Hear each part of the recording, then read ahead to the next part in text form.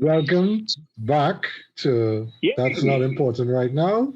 Don't we have a theme or something coming up here? Take it away. Here we go. Take me there, we will win, and the bad guys will get it on the shin. We'll improvise, get it right somehow. Welcome to season 2, episode 3 of But That's Not Important Right Now.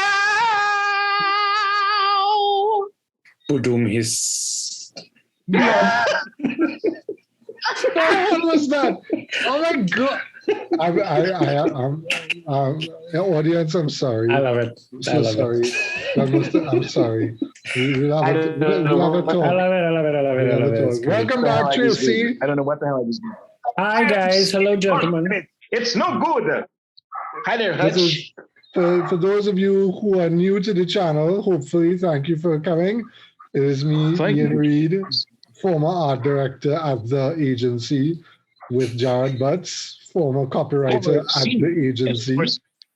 Yeah. And now a morning show radio host.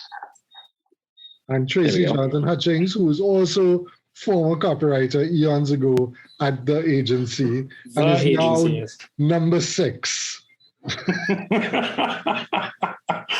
Where am I? In the village. Yes. What do you want? Information. What do you want, Tracy? What do you want? What do I want? I want a break, damn it. And maybe the winning numbers for the lottery. So I won't have to deal with demographics. Dude, I'm telling you right now, as God is my witness, I win that tonight. $500,000 is yours, papi. I will take that and I will make that into something. Legitimately. We'll use money for something. Yes, absolutely. Because like when you went, I'm telling you, between, like, I'll give you a joke that happened this morning that is probably not fully related, but I'll still give it to you anyhow. I got an email this morning from a thing, which was, did you do the storyboards? And I'm like, I have never been asked once to do. It's not that I can't do storyboards, because if you're in film, you should know how to do your own storyboards for your videos. But I have never been asked by the people to do storyboards ever. And you come an hour before a meeting when it was supposed to be finalized and ask me, where are the storyboards? And I am like, Jesus be offense. You know what I mean? So I'm here for that money. I'm here for that money. Yeah. We all know that feeling. Before we start spending money that we don't have.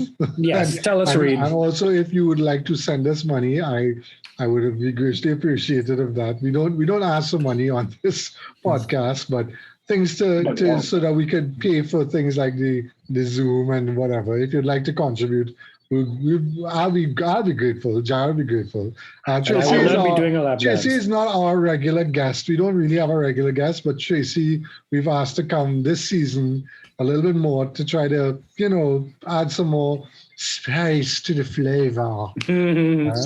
What we do here is we talk about our experiences working in the advertising industry. So if you are working in the advertising industry and you want to lie down and die, we totally get you. If you're curling the ball underneath the table at home or in your room at home after the Zoom call that you've had, the 3rd or 4th Zoom meeting that you've had, and you're in the closet, trying to shoot up with heroin or something, we get you. In the fetal position? We get you. Okay, because we've been there. We've not actually been there in the Zoom conference situation. We've been there in the conference room with people, and we want to shoot ourselves in the face. Yes. Like at one time, we had to figure out if the man on the street knows what zebras are. So people don't have cable. They don't have I'm not cable. going to know what a zebra is. They don't have cable. They don't have cable. They don't know what a zebra is. They don't even know what a bloody oryx is, much less a zebra, for God's sake. That's my face hitting my palm. I am pleased to report that kind of logic still exists in the ad world. Remember, I still live it, so it still exists in the ad world. Believe you me. Yeah. But yes, Master Reid, do tell. All right, so we're going to have another special guest on our show. She is going to be joining us. She's also from. Oh, by the way, she also wanted to know why y'all just keep saying the agency. Why you keep saying the agency? And people are like, why you keep saying the agency? Because we don't talk about the names. Names are not important. The ideas are important, and the agency could apply to any agency that you work in. It's always the same. That's quite right. You know, and We like to think we're all different, Tracy but no. is more experienced with agency hopping. Tracy, after you left us, you went to another agency, and then Yes. you went to another agency, and then Yes, you went where back to another agency. It's kind of like to kind of sum up my relationship with ad agencies. It's kind of like a short, long-term marriage where I don't like necessarily jumping from place to place. So when I go to a place, I stay there. So I was at the agency for about 4 years, got all my nice awards and everything. And then I moved to an agency for 8 years. And I said, this was fine. I'm leaving advertising. And then I got an offer and spent 6 months in hell. That was a fling. And now I'm somewhere else where I'm spending, 6 years? 6 years? It's a marriage. It's been 6 years. Wait. It is. Well, I have been out of the agency business, and so has Jarrod. Jarrod, when did you left in 2000? Oh, you want to know when? Yeah. I'll tell you when. I left on September 4th, 2015. Exactly 6 years. Right. Interesting. And I left in 2017. So that's been, I hate math. Anyway, Asma's here. So we're gonna let Asma in now. Guys, we will be on our best behavior. I don't need to tell Tracy that. Tracy's always on his best behavior. You, Jarrod, however, and me, we've never been on our best behavior, so we're going to try. So I'm going to add, Asma, we haven't figured out what we're going to talk about today. I think we just, like usual, just kind of shoot the breeze. It'll come to you. What I want to do, though, is I want to read, before I bring in Asma, I want to read some comments that we got. Some feedback from some emails that I received. Okay, so let me just call up the first email here. Okay, here. Dear Mr. Reid, if you ever touch my wife again, no, wait, wrong email. Dear Mr. Reid, could you? The agency would like you to cease and desist. No, wait, wrong. Sorry. Oh, here you go. Great job, guys. Really appreciate the stories that you tell. This is from our friend Dwayne Davis. Okay. We look forward to listening to more from you all. And we also get some nice comments, from in the podcast itself, because you can leave voice comments in the Anchor platform that we use. If you want, you can leave a audio note, and it basically says, great job. So we got some good feedback. So I'm gonna bring in Asma now, and let her get connected. So yeah, those are what our people have been saying. Hello, Asma. Asma Ali. Hi, Asma. Asma. Asma is on mute. She's on mute. Asma. Okay, hi. Hello. Hey! We have a woman. No, wait, we had a woman already. We have a second woman on the show.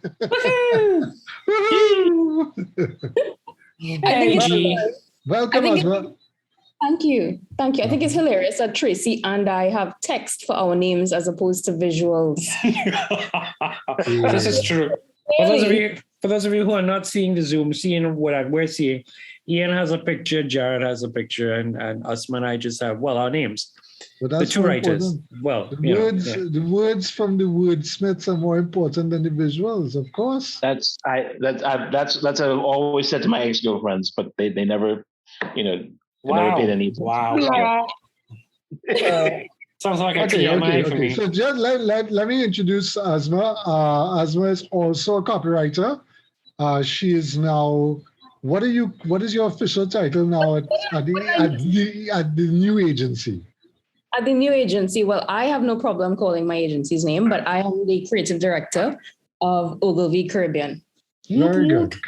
Excellent. Very good. Congratulations. Congratulations. I have Right. survived.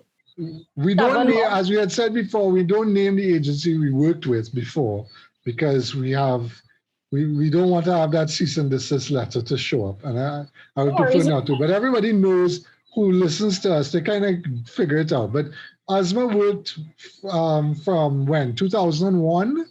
Was it 2001 or 2002? When did you start? So I started in my first agency role in 2001 at Hernandez FCB, which was a subsidiary of Footcone and Belding. Oh, wow. Yes. That's I remember that.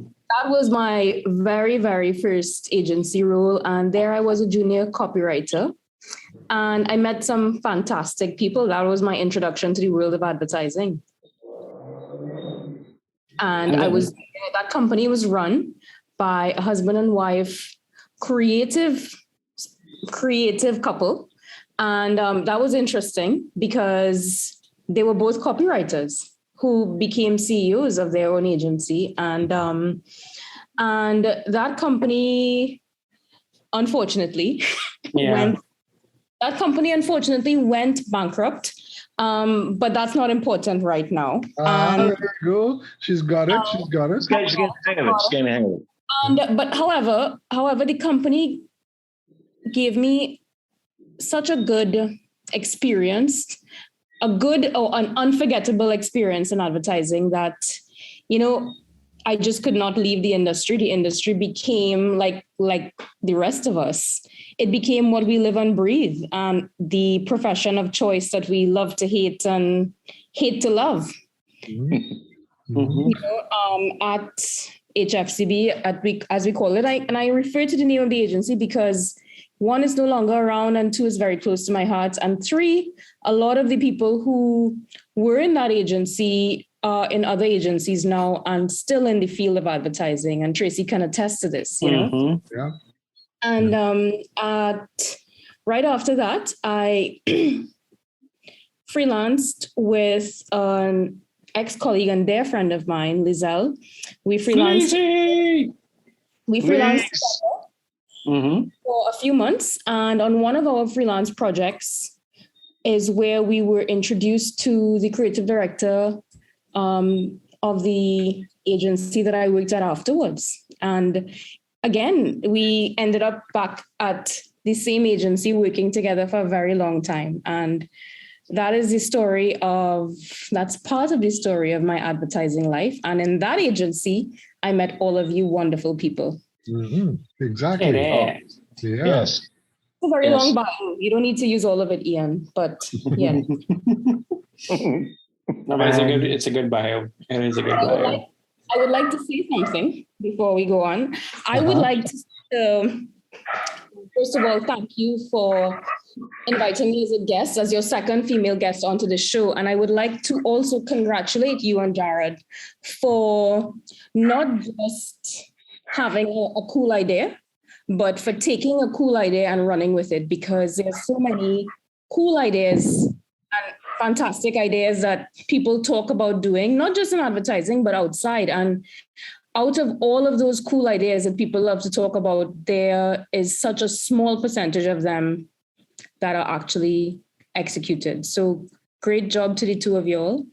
And thank you. Congratulations on finishing a season and having 11 episodes behind you and being into the second episode of your second season. So great job to you. And please keep it up because, I love that it's a reflection of your style. It's becoming a fusion of Ian and Jarrod's personalities. And, in a strange way, you guys complement each other really, really well, And, we're still trying to figure that one out. You get it. I absolutely am really proud to say that you guys are in your second season and I support it. Thank you. Thank you very much. Thanks. That means a lot. That means a lot coming from you. That means a lot. Yeah. So, yeah. Yeah, we shocked ourselves completely, totally. We did. We've had instances where I've had to kick Jarrod in his butt and Jarrod wants her to kick me in my butt, so we're equal.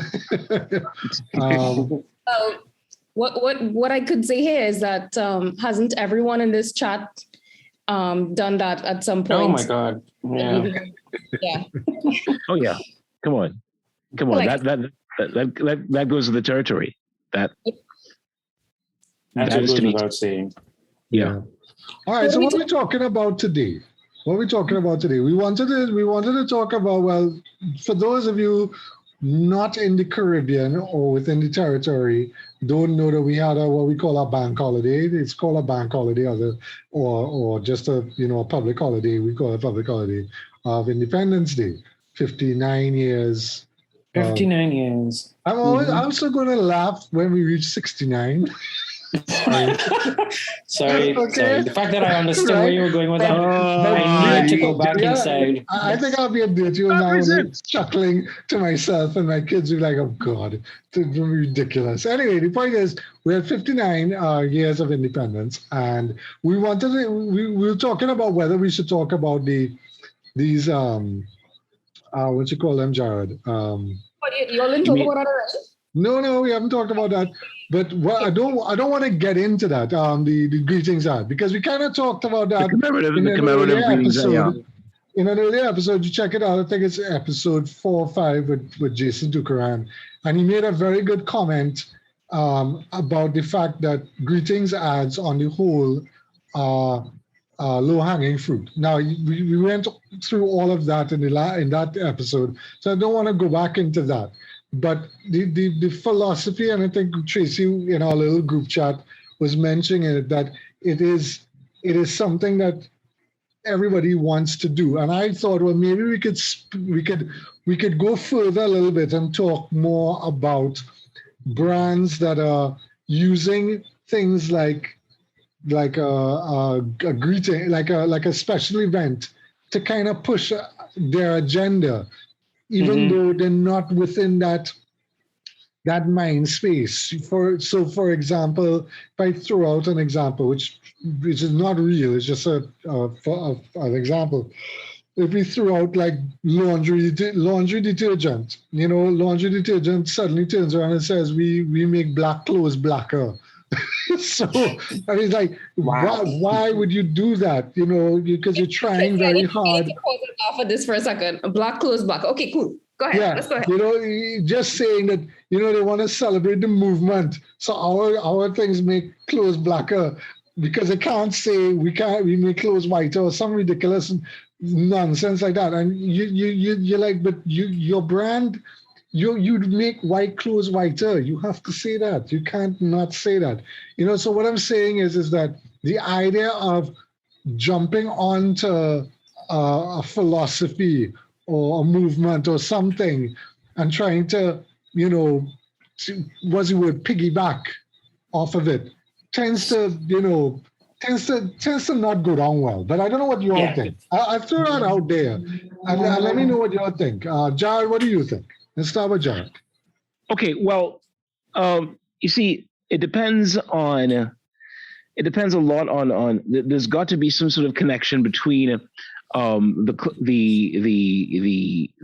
product itself and whatever it is we're commemorating. Okay, let's just say, for argument's sake, that we're talking about the first Trinidadian in space, and let's say that a retail outlet is there saying, "Hey, first Trinidadian in space. What are we gonna do? We gotta think of something." And then you say something like, "Well, we have all the space savers you need," or something like that, and it just goes belly up from that point on. Yeah. But on the other hand, you could have a special event where, like, say for the Olympics, for example, and this actually happened. Richard Thompson had placed second behind Usain Bolt. I remember that. Right? Yeah. Mm-hmm. Right. So Richard Thompson had placed second behind Usain Bolt in the 2008 100 meters Olympic final, and we were supposed to come up with a congratulatory ad on the spot, and within the hour. So the caption that we came up with was "Silver win, golden moment." And that's when you have when everything works perfectly, and you're able to hit that kind of sweet spot, that's everything right there.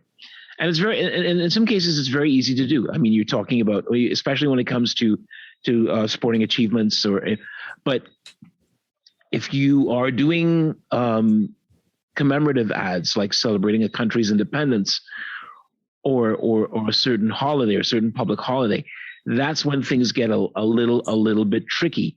You don't want to engage in such a way that when you look at the final execution, you realize, and by the time you realize it's too late, it's a major misstep. And a perfect example of that is, remember this particular fast food outlet a couple of years ago did something for emancipation, and it was last year.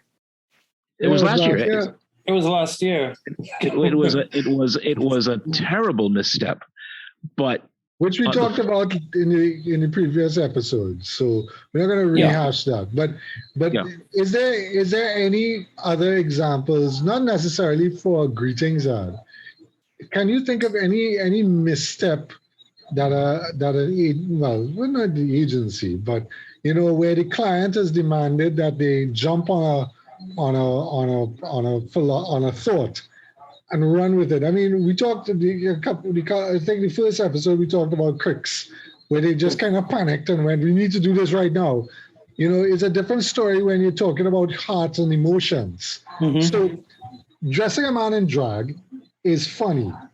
That's not an emotion, in the sense of you're not dealing with an emotion. I don't know if I remember any faux pas bad enough within the advertising industry where the client has demanded that you do this, even though you said, that not sounding like a good idea, but okay. You want to hear something wild? It just so happens that back in the 1980s, right, there was a certain radio personality. No, it's not me. But there was a certain radio personality who was known to be quite popular, and even now he's regarded as an institution. So, and the thing about it, the zany part about it is, he was famous as well for doing a lot of voice characters, and one of his characters happened to be of a particular ethnicity. And what they did, and it was for a retail outlet, and I think the ad ran like about 2 or 3 times on television. And what happened was, there he was on television imitating this character down to the accent. But what made it even worse was what they did. They put him in whiteface, and they had him looking like one of those particular stereotypes that you see in those old films from the 50s and 60s and what have you. And he did the accent and everything, and everybody thought it was funny. It was hilarious. But obviously, there were people who were I wouldn't say woke, but they were downright offended by what they had seen. And again, when you've got to be aware of what I don't think in those days they had anything like focus groups, but I don't think anyone had the foresight to say, well, hey, you know what, guys, maybe this isn't such a good idea after all. Because what we're doing is that we are lampooning a particular ethnic group, and while it may not be as huge, it may not be a huge ethnic group, but it's still a sizable minority, pardon the pun. And this is where we have all sorts of problems. So we've got to be very careful of what it is that we do in order to come up with a really good. And the thing about it is, it's the brand itself was well known. It's been around for over 70 years now, still selling furniture and appliances. I don't know if they should be still around, but that's what happened. So you have to be, again, we have to be very cognizant of what it is that we're doing if we want to make a point across, as opposed to just saying, let's do an ad for just for the hell of it. Well, actually, Asma and I were talking about that 2 or 3 weeks ago, when this whole vaccination drive thing started.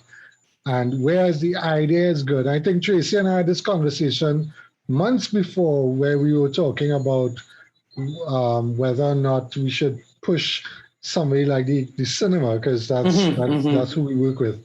We should push the cinema to do a special where you get like a free. What was it, Tracy? I'm trying to remember. What was it? I can't remember the full extent of it, but I know it had to do with like free specials, get an extra ticket, or something along those lines. There was something groovy in the idea of you got your shot, and obviously you have your documents to say you get your shot, and you can come in for a free screening or get free popcorn or something. That could work now that you have the option to get a shot. You see, before it was so when we saw people like this company start doing this thing saying, well, we go in and offer all of our employees the shot, and everybody else couldn't get a shot. It was kind of in bad taste. But then we saw this same furniture store. I don't know if it's the same furniture store you talk about, Jarrod. Advertised that you could win a kitchen. Was it a kitchen, Asma? I'm trying to remember. Yes. I now remember what you're talking about. Yes, it was you could win a kitchen. It was a kitchen. It was the same company behind the scenes across the board on for that particular promotion. I would love to know how that's going. Because right now the situation is that we don't want to talk about the unspecified virus and the unknown origins, but one of the things that's topical is the fact that that there's hesitancy. So one of the things I was thinking about, and I kind of shared it with Jarrod, and is to kind of put out a campaign that sounds like misinformation, but really is information. But it's very difficult. I haven't put it out there yet because I'm still thinking, I don't know if this is going to muddy the waters and make people more confused. So it's hard to tread that line. You reach a stage where, so for example, at the agency, they'll come and tell you, we need to do this. And immediately you don't want to be negative. And I've been called a negative Nancy a lot of my life. But I always say, well, is this the right thing to do? Does this sound like something that we should be doing? And I don't recall us getting any hot water. I remember we got. No, wait, hold on. There was one. Well, I mean, I don't know if this qualifies, but well, no, actually, never mind. Forget that. It's something to do with alcohol and the Ministry of Health suddenly coming out of the woodwork and telling people you shouldn't drink before you go to swim because the ad had something to do with it. But it's not along the same wavelength. I just remembered that. I'd ride for like twice. And then the Ministry of Health come on and says, don't do things to excess. I'm like, oh, listen. So yeah, but that's a different thing. Yes, I remember that. We got in trouble. We got a letter. Not the agency, but the clients got a letter stating that we were encouraging people to drink. Drunk people to go. And the managing director came and said, stop this nonsense right.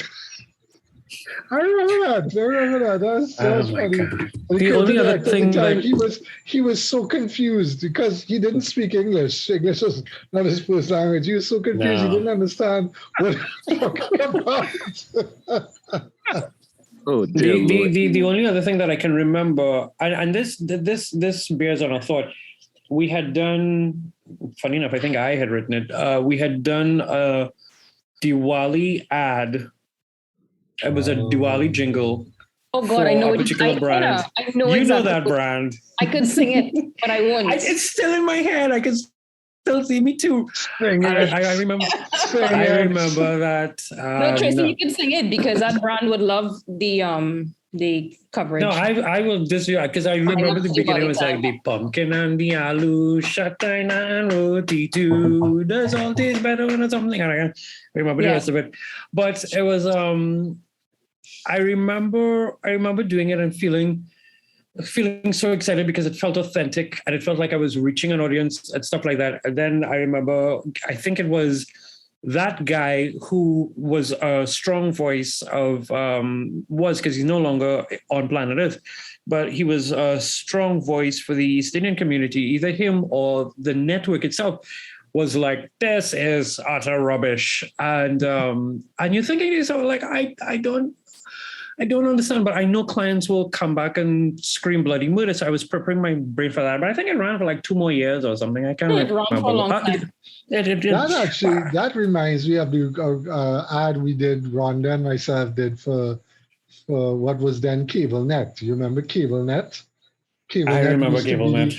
CableNet used to be the predecessor of Flow before it became Flow. Good God. And CableNet was our client. Anyway, we did this ad and it's always Eid. Always.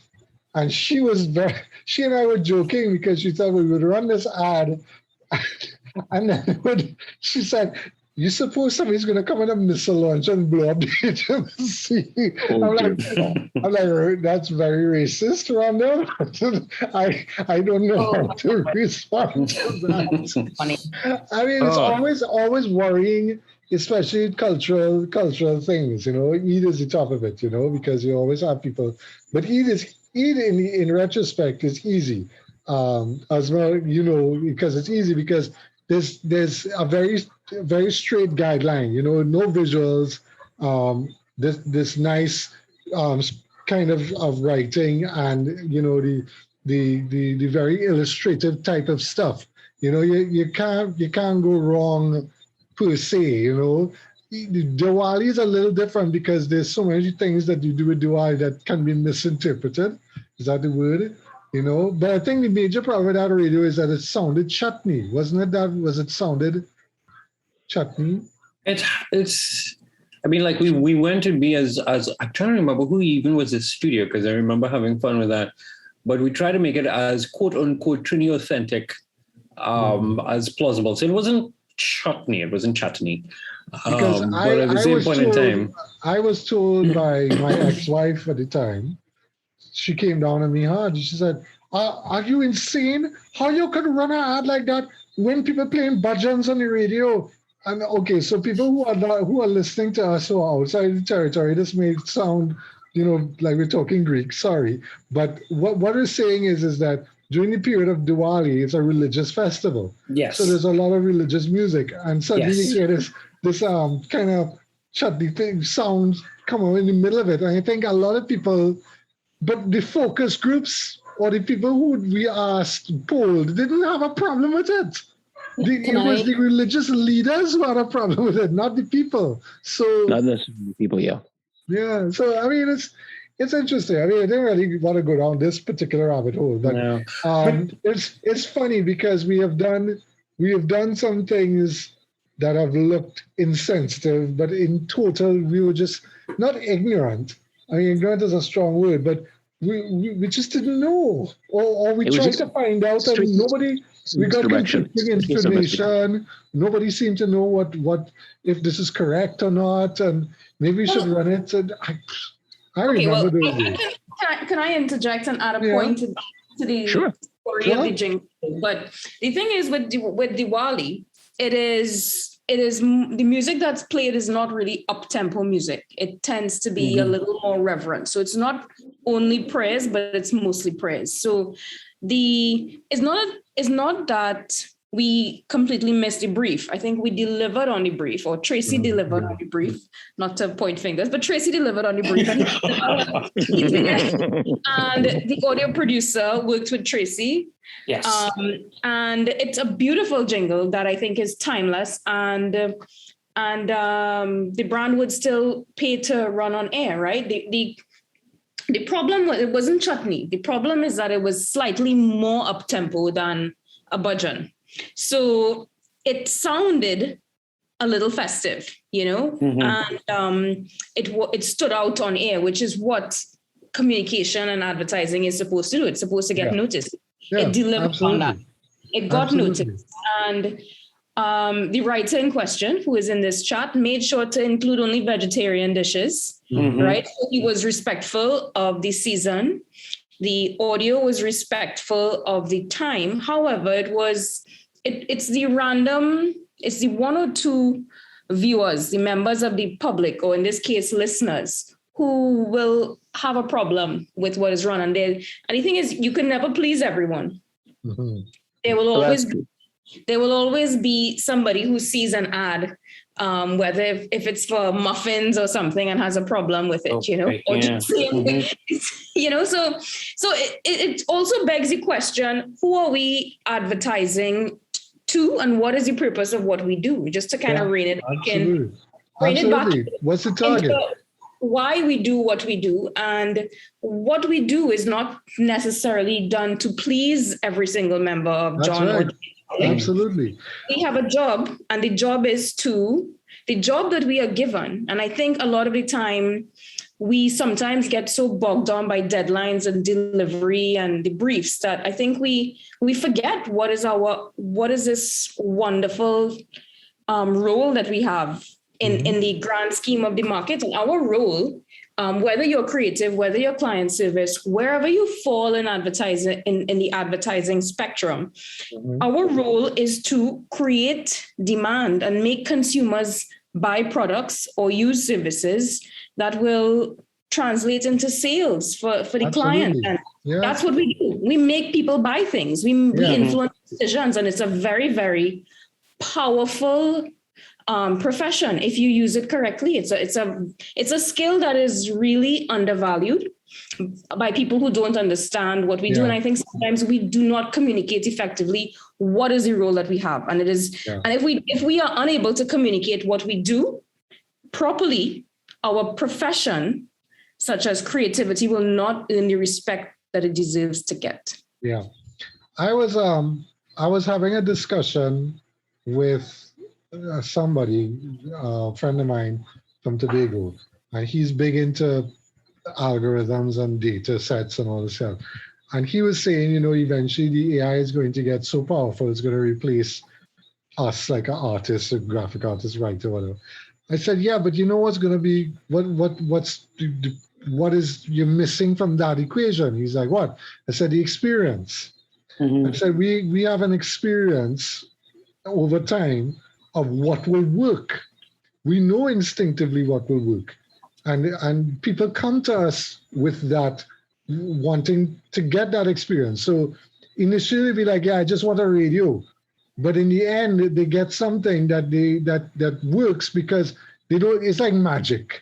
And this is something else somebody was talking about. Or, what we're doing is like magic.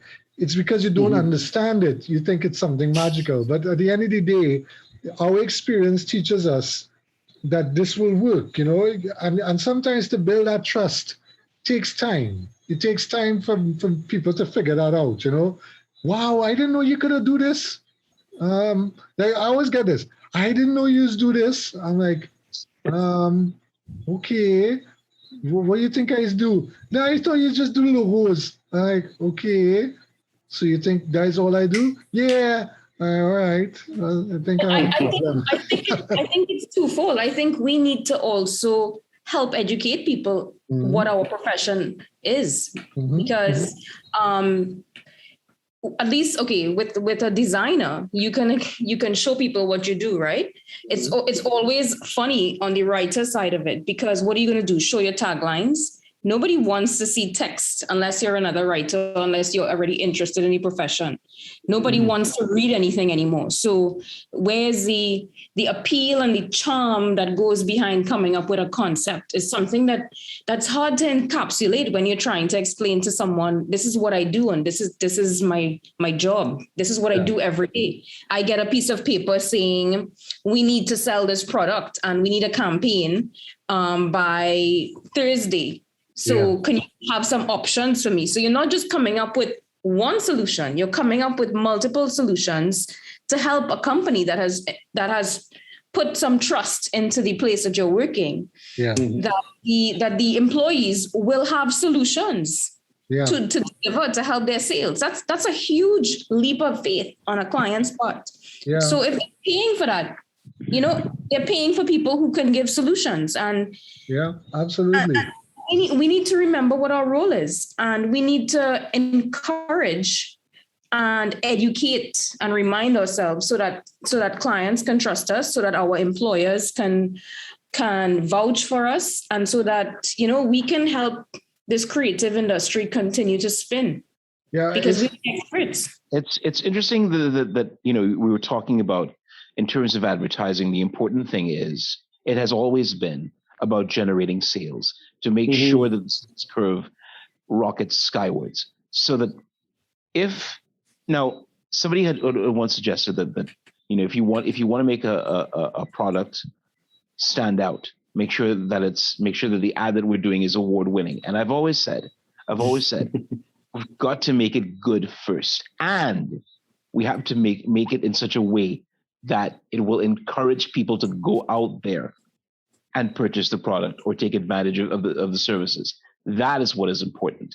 If at the end of the day we can say, hey, we were able to generate sales, our sales improved by 75%.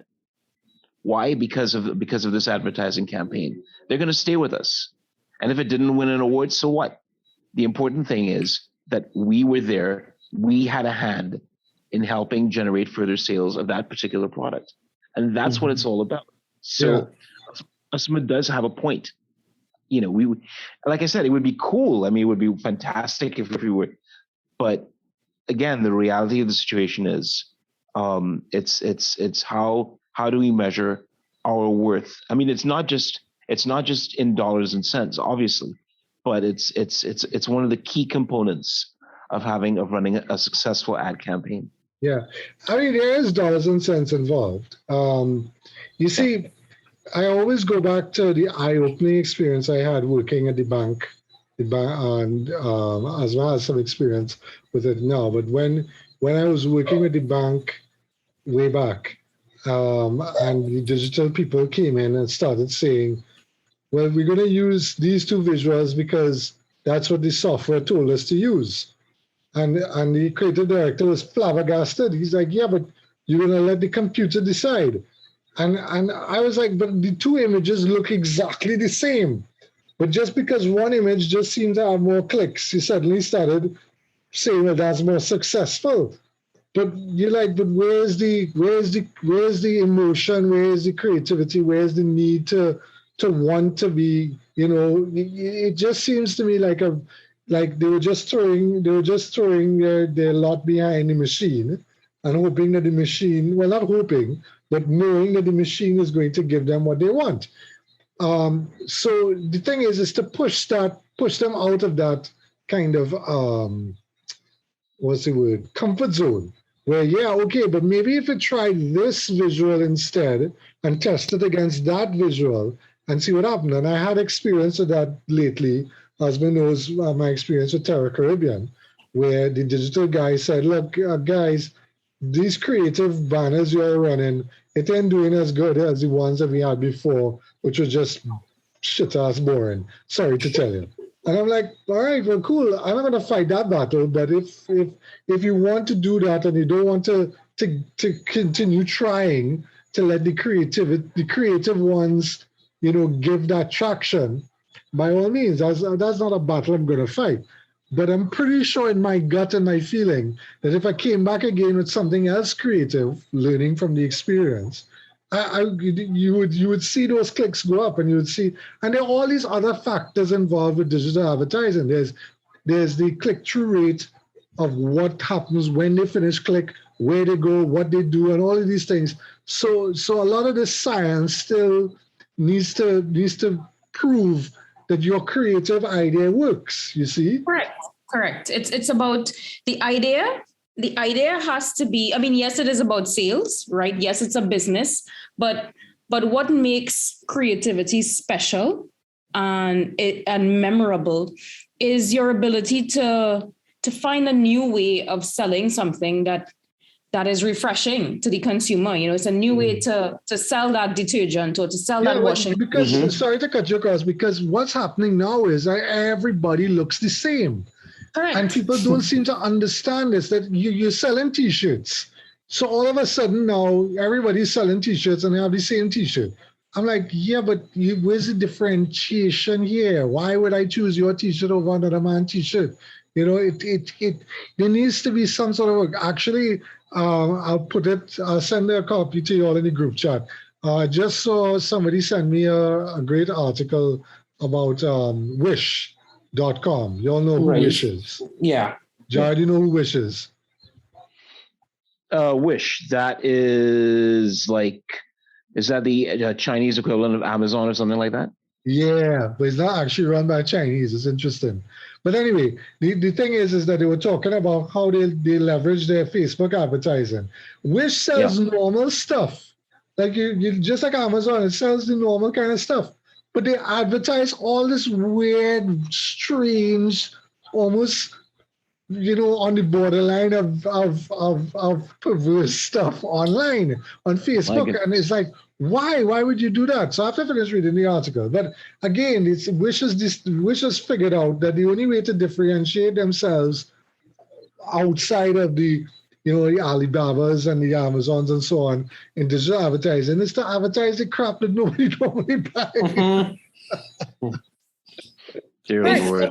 So you have to do things differently. So whether it's copy, whether it's design, whether it's digital media placement, whatever it is, the point is creativity isn't just limited to the creative department in advertising, right? Mm-hmm. There is value in experience, value in collaboration, and once all the wheels or once everything in the engine works together, then you have a piece of work at the end that can be labeled a creative piece or a memorable piece that will create the engagement and the impact that the advertising is supposed to do. And if at the end of that it wins an award, then you've done a great job.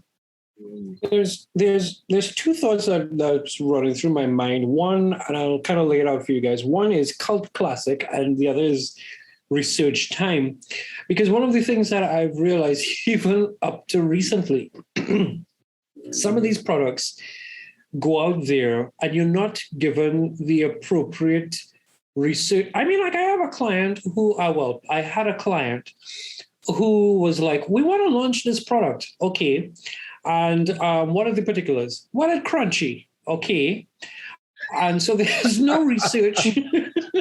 There's no research. It's kind of crunchy and kind of crackly, and it tastes. It follows the brand. What does that mean? It follows the brand. So after the creative and everything is the creative is done and the media is paid for and everything like that, you find out, or even before the process starts, if I'm being really honest, you find out that because there's no research time, there's no way to know if this thing is actually going to sell far less win an award because it's just so up in the air.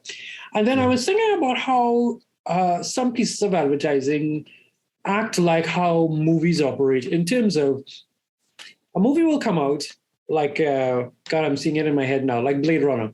Blade Runner came out, and at the time when it came out in cinemas, people was like, what is this nonsense? Goodbye. And then it became a cult classic, and now it's a cult classic. It's become this thing, which may tie into research time for where I'm going with it.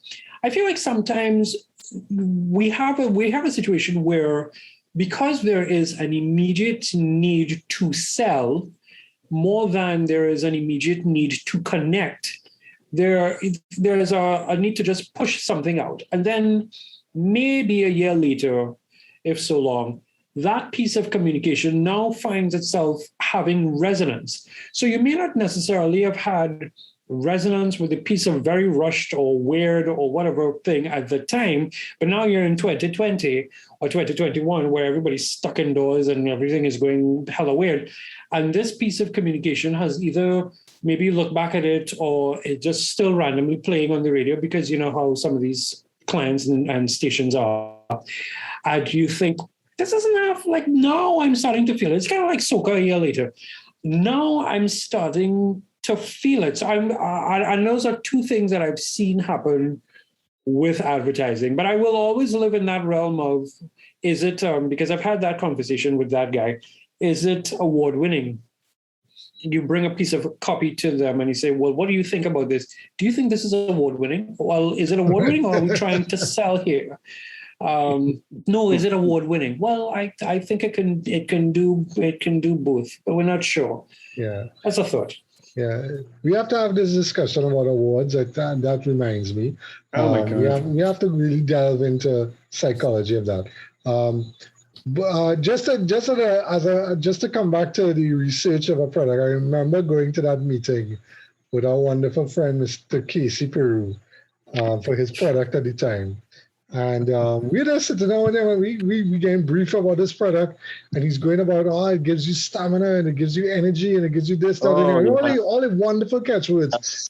And then I just happened, in conversation, it wasn't even something I was thinking about. I just said, was there anything about this product? Because it was going on Facebook. This is when Facebook is now coming into its fore. I said, is there anything that people will come on Facebook to say? He said, we just have a slight, small problem with Darren. Wow, a small problem, eh? What? That's like saying. I didn't even know what it is he said. He had to repeat himself, but he was so embarrassed that he just didn't want to say it.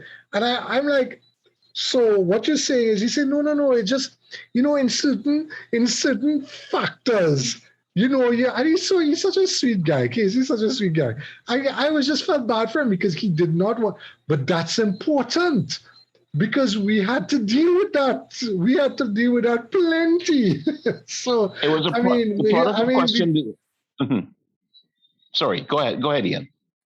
No, what I'm saying is that you need to know your product, and you need to know what your product, what people know about your product. You know what your product is. I say, okay, I could sell this citronella candle. I'd say this gets rid of mosquitoes or whatever. And people are like, yeah, I'm using this to bathe with. Like, what? But that's not what the product is used for. Yeah, but I like it. I just wipe it all over myself. Like, okay, but as long as you're buying it, I will make it like, I will advertise it as a soap. No problem. Yeah, good. That's just it. If you want to use it as a topping for your ice cream, that's excellent. We don't have a problem with it as long as you are buying it. And that's just it. I mean, look, we knew what the product in question, what it was all about. It was supposed to give you stamina. It was supposed to be a nutritious product to ingest into your system, and we should go and just stick with that. With that. Yeah. But for some reason or the other, it suffered from a hella identity crisis. Yeah. And because I remember managing that Facebook page, and we did not know what it was that people wanted to see or talk about.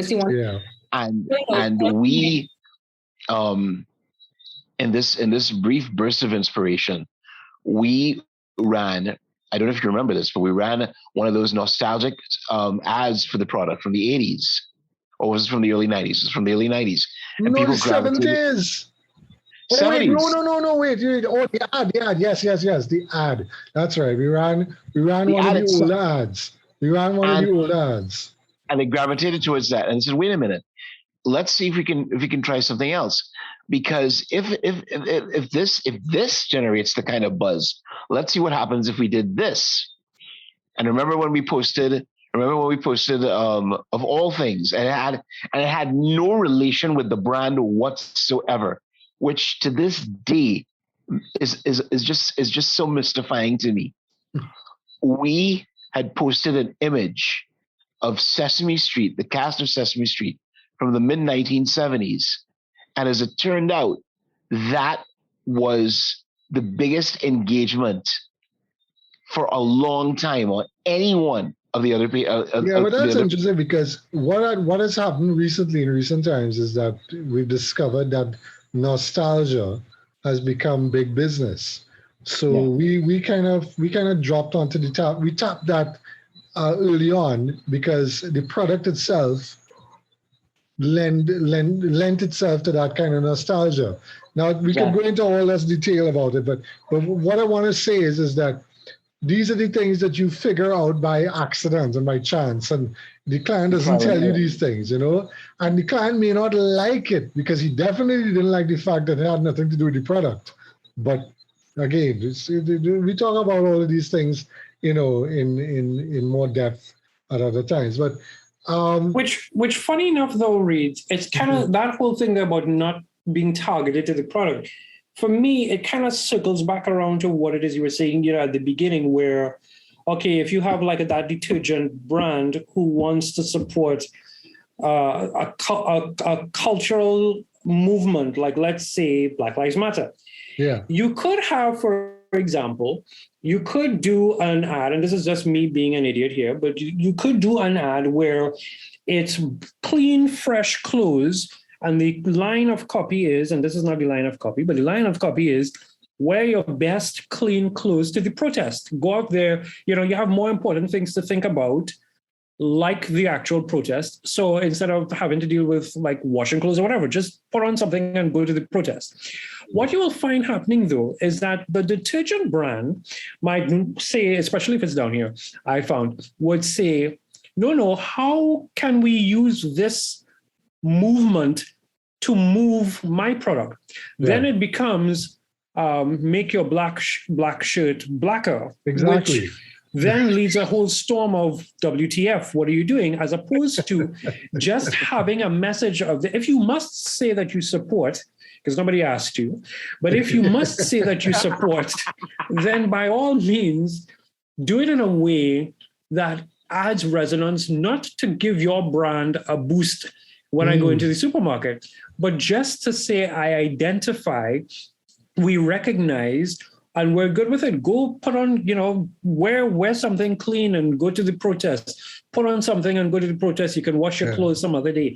Some sort of messaging, not necessarily that, because that's horrible line of copy, but something along those lines, as opposed to here's how and this is the problem that I have with brands being quote unquote socially aware. That whole thing of trying to align that brand to a movement, and at the same point in time, I must move product because you have not researched your market. You haven't figured out what it is this really means to people. Yeah. And you're just there. Yeah. It's what the word we call falling. The brand is falling. The brand it's like you have a group of people, and then this man just show up in this loud T-shirt and stand up there, and you're like, where you come from? And you're like, yeah, I'm your friend now. Like, what? I see. We're going to say something. I was going to say that brand that Ian is referring to clearly has an identity crisis, and brands need to just understand their voice and be authentic, so. But again, sorry, Asma, go on. Sorry, I got excited there. No, I'm finished. But the point is that there is a certain place that every brand can sit in and be true to itself. And there are places where brands just should not venture because it makes no sort of sense to what they stand for, So the brand guardians, which are both client and agency, need to be sure of what their identity is. Otherwise, you just have a crisis. Yeah, what I was going to say is that it comes back to the brief and then coming back to Jarrod's situation of the brief was get as many likes and followers as possible, right? Which is not a goal. That is not a goal, and it has never been a goal. Suddenly, this has been the goal. You go on Facebook and suddenly the metric is I get real people sharing this post, I real happy. That's not the goal.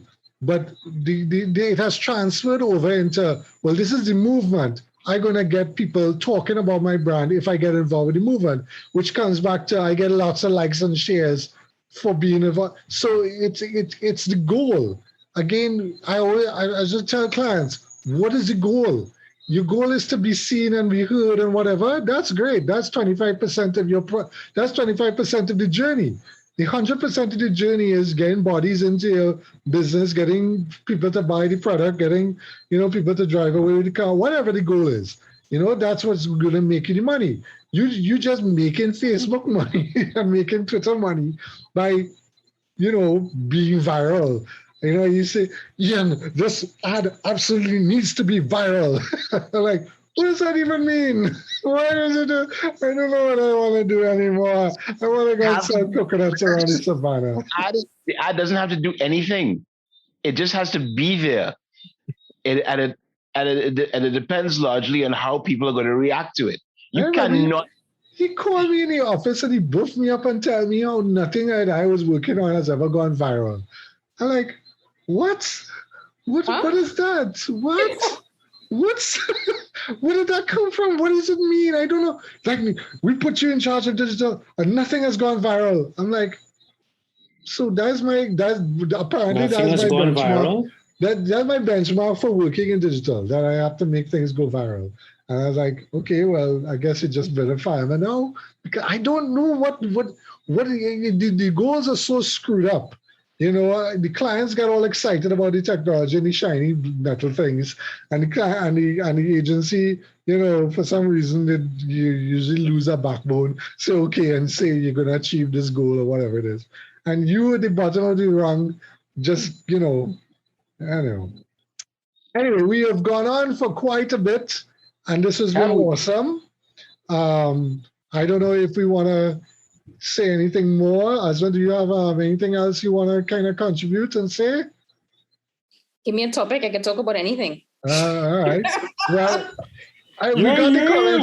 we got the comments of that was one of the other things. Our friend Renata Mohammed, she's like, I would listen to your podcast, but I don't drive anymore because of the going on. So I'm like, oh, that is hilarious. Okay. So she said, well, that's probably why your viewership is low, because not very many people are listening to podcasts.